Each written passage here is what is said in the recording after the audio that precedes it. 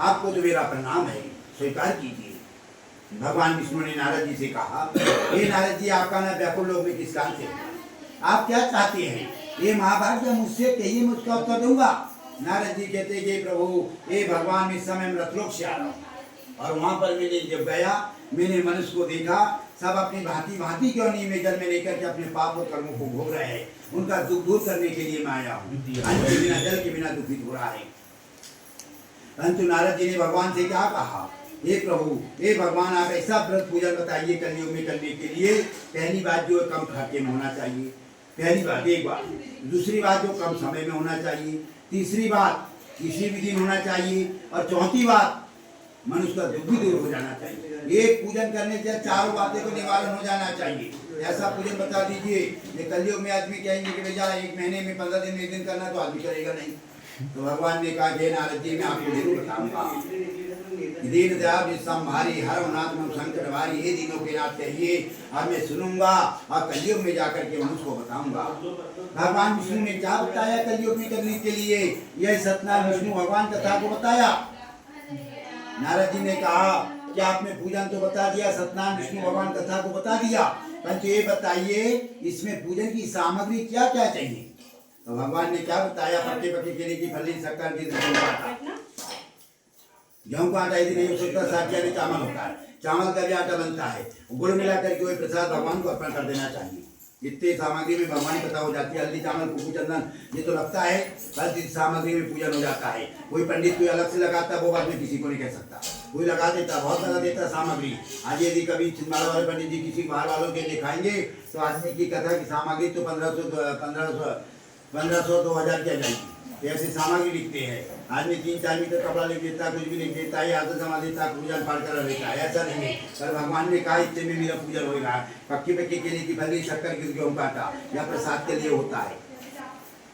नारद जी ने कहा कि प्रभु, आपने बहुत अच्छा बताया है। अब ये बताइए, इतनी सामग्री तो सभी घर में रहती है, प्राय सभी रहती है। पक्के पक्के केले की फली आदमी का रखा रहता है, दूध रखा रहता है, चावल का आटा भी रहता है, गुड़ भी रहता है, शक्कर भी रहती है, सामग्री सभी घर में रहती है। अब नारद जी ने कहा कितना समय लगेगा कलयुग में, अभी बताइए। तो भगवान ने कहा कि नारद जी, कलयुग में करने के लिए मेरा पूजन कम से कम 1.25 घंटे में हो जाएगा। कहते हैं एक घड़ी आदि में पुण्यात, तुलसी चर्चा राम की कटे पूजा प्रात। भगवान ने कहा एक घड़ी मतलब 1 घंटा, आधी घड़ी मतलब आधा घंटा, आधे से भी आधे 15 मिनट होता है। इतने मेरा पूजन हो जाएगा कलयुग में। अब आदमी विचार करेगा, सोचेगा कि आधे घंटे में 1 घंटे में भगवान का पूजन कैसा हो गया। आदमी सोचेगा। एक यदि पंडित जी आएंगे 2 घंटे भगवान कथा बताएगा, दूसरा आएगा 1 घंटे बताएगा। तो आज के कलयुग के आदमी तो कहेंगे 2 घंटे वाला अच्छा भैया बहुत समय लगा दिया, बहुत समय लगा, अच्छा से क्या होगा। और 1 घंटे वाला ऐसा करके चला गया, जरूर कह देगा कलयुग में। परंतु 2 घंटे 1 घंटे में क्या अंतर की बात है? विचार करके देखिए, समझ करके देखिए।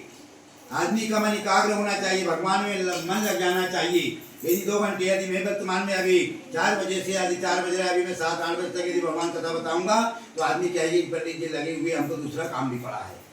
तो आदमी ऐसा विचलित हो जाता है, पूजन करने की फल की प्राप्ति इसलिए नहीं होती। उन्हें दो ही कहावत, इधर मुँह में राम राम और बगल में छुरी रहेंगे। ऐसा नहीं होता, काटने का काम नहीं करना। यदि उसी का आदमी इधर भगवान का पूजन करेगा, जाकर उसकी चुगली करेगा, निंदा करेगा, तो भगवान का पूजन करने की फल की प्राप्ति नहीं होती। हमसे भगवान के सामने श्रद्धा भक्ति के साथ होना चाहिए। 2 घंटे 1 घंटे में ये अंतर की बात है। भगवान में मन लग जाना चाहिए। 2 बात हो गई एक ही पूजन से। अब तीसरी बात क्या है? भगवान ने कहा कि मेरा पूजन करने कोई दिन और समय नहीं बताया भैया भगवान।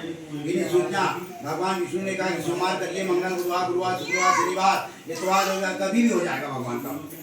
विष्णु भगवान ने दिन और समय नहीं बताया। विष्णु भगवान कथा के लिए, दूसरा पूजन के लिए दिन और समय होता है। यदि आज सोमवार का दिन है, भगवान शंकर को पास करते हैं सभी लोग। यदि मैं कहूँगा कि भैया भगवान शंकर को पास रहना है आपको, तो मंगल और बुधवार को रहने तो आदमी रहेगा नहीं। कहेगी पंडित जी सोमवार का दिन है, मंगल बुधवार को नहीं होता। पंडित विष्णु भगवान कथा है, कभी भी हो जाएगी। पंडित एक बात और भगवान ने कहा, संध्या काल के समय, सायकाल के समय में भगवान का पूजन होगा, बहुत अच्छी बात है। संध्या काल है, ये तीसरे पैर चल रहा है विष्णु का पैर। संध्या काल के समय पूजन होगा तो आदमी का उपास भी हो जाता है और श्रद्धा भाव अपने को मन में कहते हैं कि अपने को भगवान कथा करना है, सत्यानारायण विष्णु भगवान कथा करना है, यह मन में दिन भर चलता रहता है। तो नाम भगवान का भी हो जाता है। यदि सुबह जल्दी कर लेता है, 8-9 बजे 10 बजे तक पूजन कर लेता है, दिन भर भूल जाता है, फिर जाकर उसकी चुगली निंदा करने में लग जाएगा। इसलिए भगवान का पूजन करने की प्राप्ति होती है। भगवान ने एक बात कहा, यदि मैं सभी को कहूँगा कि भैया 4 बजे 3 बजे भगवान कथा करो तो मैं नहीं कर सकता, इसलिए मतलब ये कथा होगी मेरी सुबह शाम तक 4-5 कथा नहीं हो सकती। इसलिए मैं कहता हूँ कि आदमी जब भी कोई भी यदि बड़े प्रेम के साथ संध्या काल के समय सायकाल के समय भगवान का पूजन हो तो बहुत अच्छी बात है। भगवान ने कहा 3 बात हो गई। अब नारद जी ने चौथी बात क्या है? चौथी बात जो मनुष्य का दुख भी दूर हो जाता है, संतान को भी देने वाला है, धन धान को भी बढ़ाने वाला है। श्रद्धा भक्ति के साथ भगवान का पूजन होना चाहिए। 4 बात हो गई एक पूजन करने से। आदमी जिसके पास जागृत यज्ञ करेगा, हवन करेगा, अनुष्ठान करेगा, भागवत करेगा, भागवत करता है तो आदमी क्या करता है? अहंकार से करता है कि मैंने ऐसा कर लिया, तो उसका फल प्राप्त नहीं होता, अपने अहंकार से करता है। ऐसा भगवान का छोटा सा पूजन है कलयुग में करने के लिए, सरल से सरल पूजन है, इसमें जिसने कर लिया उसका उद्धार हो जाता है। नारद जी ने कहा कि प्रभु मैं कलयुग में जाकर के बताऊंगा। ऐसा कहकर के नारद जी आते हैं और इस सुंदर काशीपुरी नगरी में आए।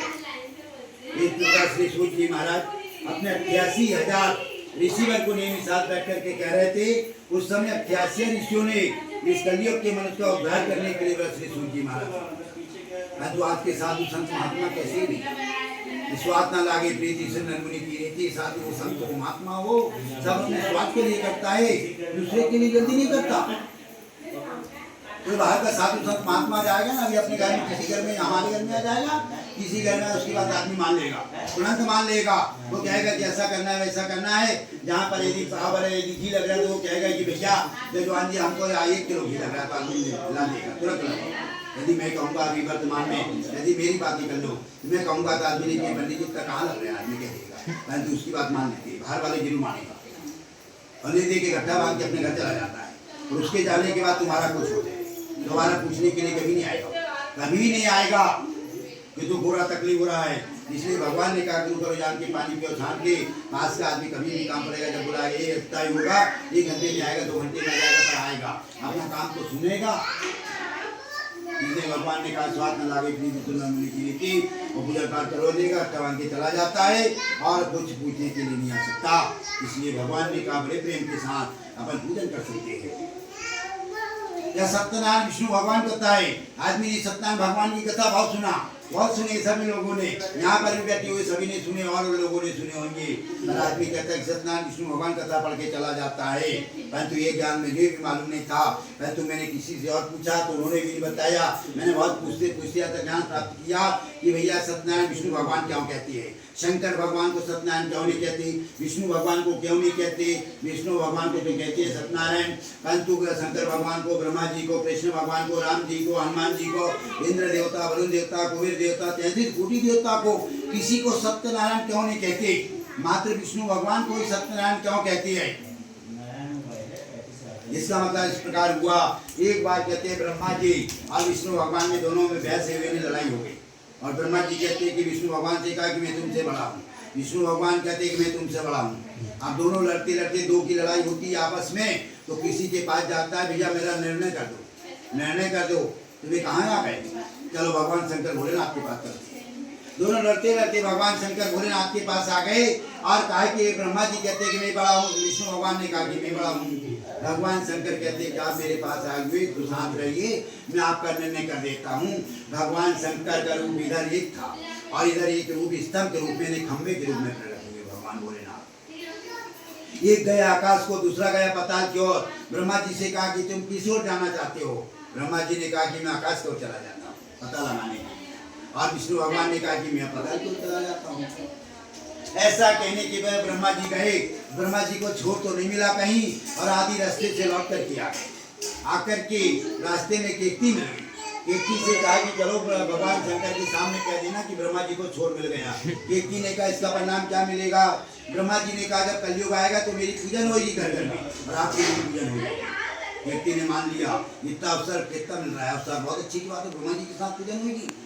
आज यदि कोई गवाही देने के लिए मैं कहता हूँ, उदाहरण के लिए एक उदाहरण के लिए बात बता रहा हूँ। एक गिलास रखी हुई है यहाँ पर, गिलास रखने के लिए यदि झूठ बोलना किसी के साथ लगी हुआ है, वो गिलास वाले को 1000 रुपये दे दो, झूठ बोल देगा कि नहीं। ये वर्तमान की बात बता रहा हूँ, यही होता है। ऐसा कहकर के केकती ने भी झूठ बोल दी। ब्रह्मा जी आ गए भगवान शंकर भोलेनाथ के पास में और भगवान शंकर भोलेनाथ ने पूछा कि ब्रह्मा जी छोड़ मिल गया। हाँ भगवान शंकर बोले नाथ उनका छोर मिल गया और मैंने गवाह बना करके मिलाया है।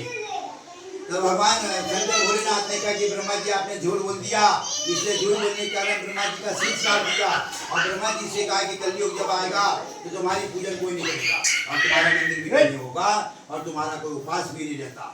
बताइए, उपास नहीं रहते ब्रह्मा जी किसी कारण से, ब्रह्मा जी का मंदिर नहीं है और ब्रह्मा जी के पूजन नहीं करता। एक मंदिर है, कहाँ पर? पुष्कर में एक मंदिर है, वह भी कारण बस है, उतनी लंबी कथा पर नहीं बता सकते, कारण बस है वहाँ पर। बाकी ब्रह्मा जी कोई मंदिर बनाएगा, ये शास्त्र में कहा ब्रह्मा जी को जो मंदिर बनाएगा उसको भी श्राप मिल जाएगा। और एक चीज से कहा कि देखते तुमने ब्रह्मा जी के साथ झूठ बोली, इसलिए तुम्हारा फूल इतना सुंदर रहने के बाद किसी देवी देवता अर्पित नहीं होता, आज भी नहीं चढ़ता। व्यक्ति का खुद ही चढ़ाएगा उसको पाप लग जाएगा। अब विष्णु भगवान की बारी आती है, विष्णु भगवान से पूछते कि विष्णु भगवान आप इसका छोर मिल गया। विष्णु भगवान ने कहा कि भोलेनाथ इसका छोर मुझे मिला ही नहीं, कहाँ है, कहाँ मिलेगा? आदमी को यदि उदाहरण के लिए एक दो बात चार बात प्रश्नोत्तर मालूम हो जाता है ना, वही बात पूछते रहता। मैंने कहीं को देखा कि पंडित जी कहते हैं कैसा क्या हुआ वैसा क्या हुआ, पूछते रहते आदमी। यही बात मैंने देखा और उसके पश्चात मैं पूछता हूँ कि ये 4 वेद 6 7 18 पुराण है, उसमें एक चीज नहीं है, मैं तुमको कहाँ से बताऊंगा? उनका उत्तर मैं भी दे देता हूँ। 4 वेद 6 7 18 पुराण है, उसमें एक बात नहीं है, मैं तुमको कहाँ से बताऊंगा? तो आदमी का मुँह बंद हो जाता है, कुछ भी पूछते रहता है। अरे मैं कहता हूँ मालूम बता देना चाहिए। तो भगवान विष्णु ने कहा कि इसका छोर मुझे नहीं मिला। भगवान भोलेनाथ शंकर भगवान ने कहा कि विष्णु भगवान आपने सत्य बोला है। भगवान शंकर भोलेनाथ ने भी आशीर्वाद दिया, जब कलयुग आएगा तो तुम्हारी पूजन घर घर में होगी और आपका नाम श्री सत्यनारायण विष्णु भगवान होगा, आपके मंदिर होगा, आपके उपास भी होगा। गुरुवार उपास करते हैं, लक्ष्मी नारायण का मंदिर है, राम जी का मंदिर है, सीता जी वही, विष्णु भगवान वही है, अलग अलग बन के नहीं आए, वही भगवान है, अलग अलग रूप से आए थे, विष्णु भगवान वही है। इसलिए घर घर में पूजन हो रही है और सत्यनारायण इसलिए कहते हैं सत्यनारायण विष्णु भगवान। जो प्रकाश सूत जी महाराज ने 88,000 रिसीवर को एक साथ दर्ज करके बताया था। 88,000 बड़े प्रेम के साथ सुन रहे थे। दूर करने के लिए नारद जी या सुंदर काशीपुरी नगरी में आ गए। वहाँ पर एक सतन नाम का ब्राह्मण रहता था। 88,000 रिसीवर यह कथा कह रहे थे, श्री सूत जी महाराज सुना रहे थे और बड़े प्रेम के साथ यह भगवान की कथा सुन रहे थे। ऐसा कहने के पश्चात नारद जी सुंदर काशीपुरी नगरी में आ गए। श्री स्कंद पुराण एवं सत्यनारायण कथा का पहला अध्याय बोलो सत्यनारायण भगवान की जय। अध्याय खत्म हो पूरे खत्म हो गए।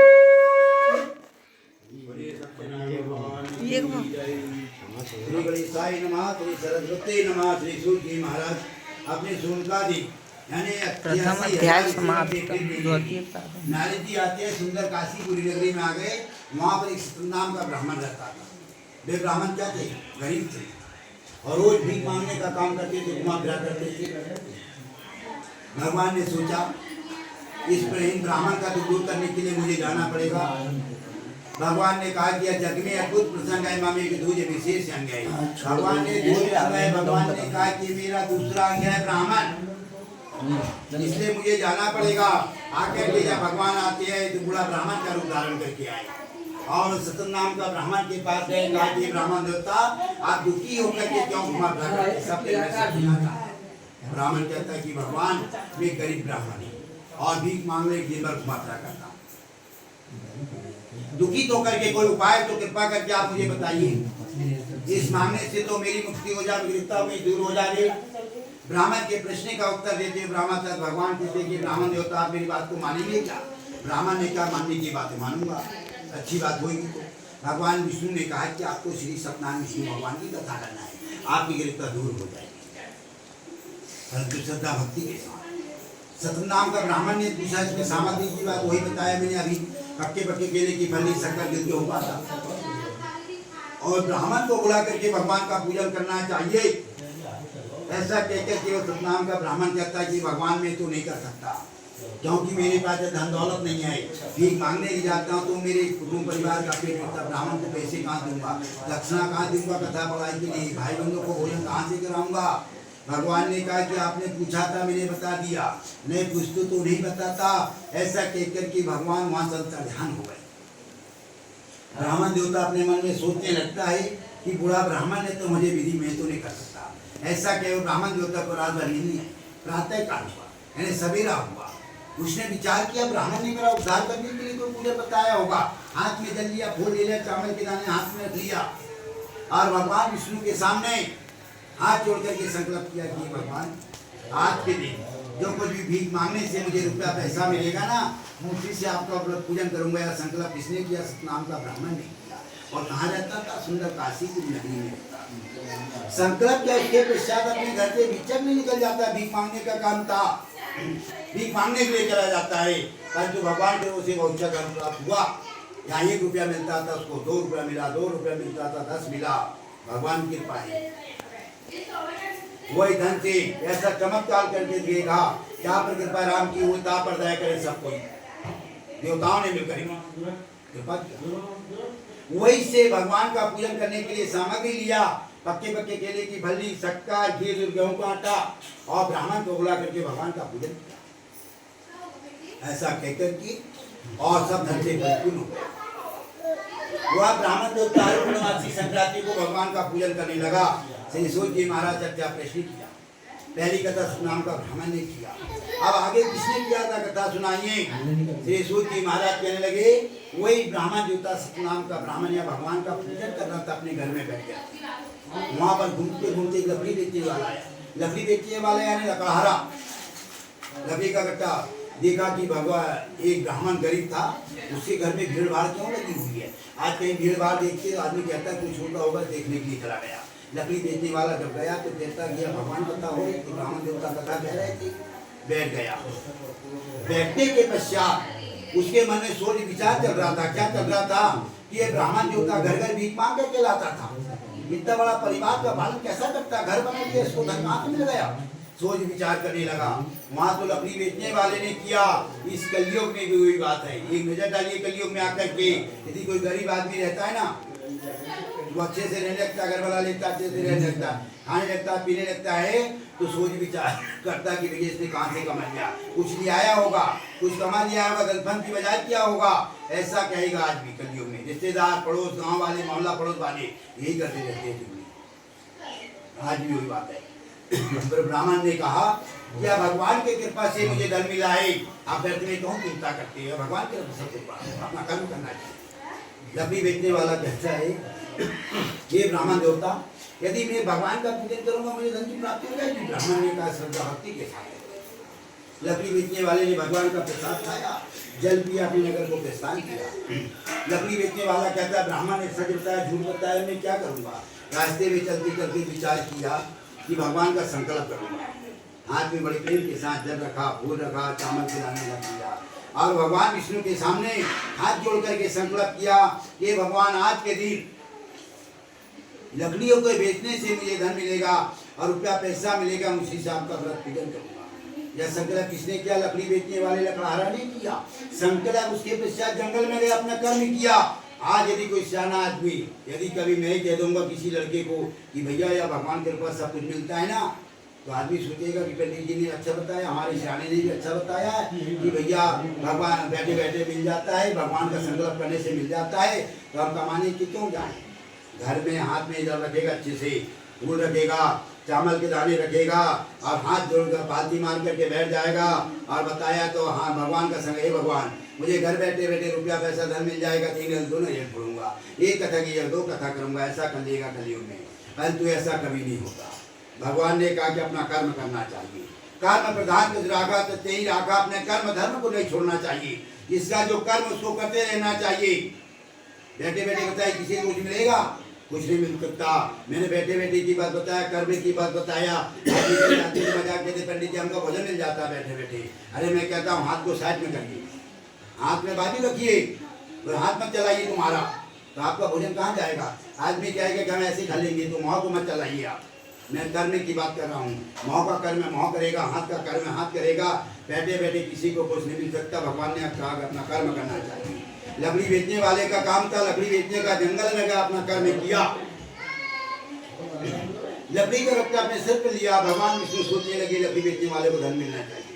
उधर ब्राह्मण का वचन झूठा हो जाएगा। ब्राह्मण हो चाहे को, उससे कोई मतलब की बात नहीं मुझको। ब्राह्मण होगा कर्म छोड़ कुकर्म करेगा, तो ब्राह्मण का कर्म उसमें नहीं हो सकता। ब्राह्मण का कार्य पूजन पाठ इत्यादि करिए।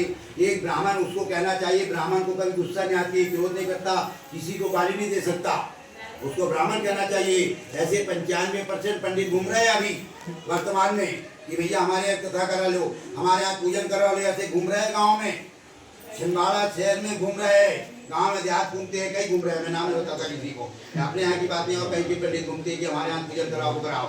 तो मैं कहता हूँ, मैं नहीं जा सकता किसी का कि भैया मेरे यहाँ कथा कराओ या तुम पूजन कराओ, जिसकी इच्छा श्रद्धा भक्ति होगा तो बुलाएगा, परंतु नहीं, ऐसा कर्म धर्म से रहना चाहिए। ऐसे 95% ब्राह्मण देखते आए, कहीं देखे इधर से पूजा पाठ करो हुआ, जाके हाटिल में गया और जाकर के ला भैया बोल लिया, फला ले लिया, बोल लिया, सब खाता रहेगा, ऐसे कहीं नहीं देखे आदमी ने। ये वर्तमान की बात बता रहा हूँ, इसी प्रकार होता है। परंतु ऐसे ब्राह्मण को दान दिया तो वो पाप तुमको लग जाएगा, उसको नहीं लगेगा। ब्राह्मण का अपने को नहीं, तुमको जानते हुए अनजान नहीं मानना चाहिए। मैं तो अच्छे अच्छे पंडित के सामने कह देता हूँ कि भैया तुम ऐसा कर्म क्यों करता, अपना कर्म पूजन पाठ करिए, किसी के इधर धन की बजाय क्यों करते थे, शराब क्यों पीते, नशा क्यों करते हैं, जरा बताइए। ये नहीं, अपना कर्म नहीं है। आदमी कहता है कि अरे देखा उसका कर्म परिणाम यहीं पर भोगना ही पड़ेगा, कोई हो, उससे कोई मतलब की बात नहीं है। ऐसा कहने के पश्चात भगवान ने कहा, ब्राह्मण को वचन, ब्राह्मण का अंग है ना, तो दूसरा अंग है ब्राह्मण किसी प्रकार होना चाहिए। ऐसा कहने के पश्चात लकड़ी बेचने वाला लकड़हारा गट्टा का सिर पर लेकर के जब चाहता है तो भगवान की कृपा क्या हो जाती है। जो सतपिता की लकड़ी थी अपने सर में रखे कि भगवान की कृपा से वह चंदन की लकड़ी बन गई। सब लोग कहते हैं लकड़ी बेचने वाले भैया तूने चंदन की लकड़ी लाया, सत्यता की लकड़ी क्यों नहीं लाया। लकड़ी को महंगी बिकती थी, चंदन की लकड़ी को बेच दिया। उन पैसों ने संकल्प किया था कि भगवान ने आपका पूजन करूंगा, बड़ी प्रेम के साथ, बड़ी श्रद्धा भक्ति के साथ भगवान का पूजन किया, जिससे लकड़ी बेचने वाला धर्मपुत्र को प्राप्त किया। भगवान ने कहा कि मुझे दिखावा पसंद नहीं। भगवान कहते हैं कि मुझे दिखावा पसंद नहीं है। आजकल पंडित लोग तो क्या करते हैं, जरा विचार करके देखिए, अच्छे से यहाँ से लेकर के यहाँ तक अच्छा तिलक लगा लेता है, यहाँ तक लगा लेता है, कान में लगा लेता है, इधर लगा लेता है, इधर लगा लेता है, और अच्छे पीले पोशाक पहन करके चला जाता है दिखावा करने के लिए। और फिर उसी पंडित के घर में कभी जिस दिन खाली समय रहा तो उस दिन एक टीका नहीं लगाता, 2 बजे तक पानी नहीं नहाता। यदि किसी को विश्वास नहीं है तो मैं सामने दिखा दूंगा। खाली समय में रहा तो बताइए, अपना रोज का नियम है उसको करना चाहिए, रोज जो करते हैं उसको करना चाहिए, दिखावा क्यों करते हैं दूसरे घर जाकर के, और घर में ऐसा बैठा रहता है। बताइए, जरा विचार करके देखिए। ऐसे ढूंढ धतूरा भगवान ने कहा पसंद नहीं है। कहीं ने बोला मुझे को 40 साल 45 साल पूजा करते होगा, मेरे को 35-40 साल। कहीं बोलते कि पंडित जी आपको भी ऐसा तिलक लगाना चाहिए। मैं कहता हूँ कि भैया मेरा तिलक तुम खुद लगा ले और जाकर के तुम दिखावा करो, मैं एक ही तिलक लगाऊंगा, एक ही रहेगा, मेरी उम्र भर एक ही तिलक लगाऊंगा, मैं दिखावा नहीं कर सकता, जो हम सो रहूँगा।